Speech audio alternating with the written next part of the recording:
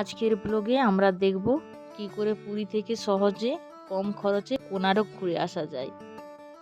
পুরী স্বর্গদ্বার থেকে বাসে চাপলাম, এখান থেকে যাব পুরী বাস স্ট্যান্ড।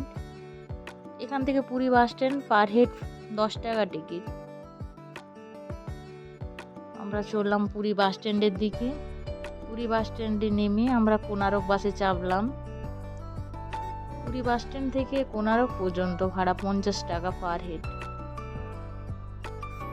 কোণারক বাসে আমরা চেপে গেছি।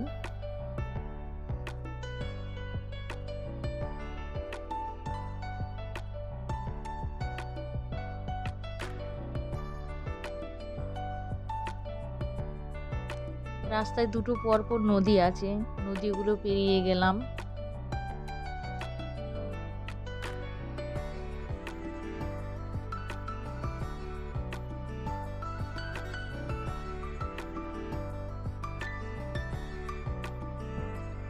বাসে যেহেতু আমরা এক সাইডে বসেছিলাম, অপর দিকে আছে সাগরটা, সেই ছবিটা তুলতে পারছি না।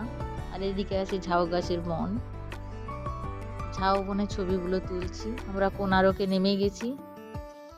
এখানে দুদিকে প্রচুর দোকান, সব সময় মেলা।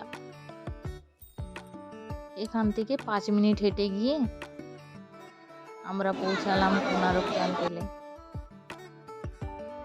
সান টেম্পেলের টিকিট কেটে নিয়ে আমরা ভেতরে গেলাম।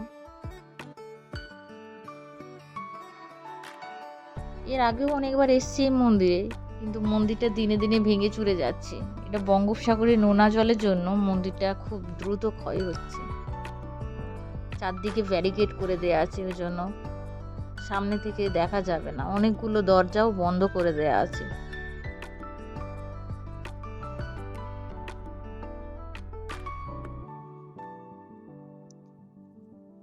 সান টেম্পল দেখা হয়ে গেছে। এই লোহার বিমগুলো ইউজ করা হয়েছিল সান টেম্পল তৈরির সময়। তারপর এখানে কিছু রিল টিল তুলে নিয়ে আমরা আবার হোটেলের উদ্দেশ্যে ফিরে এলাম। রাস্তায় কিছু খাবারও খেয়ে নিলাম। Bye bye.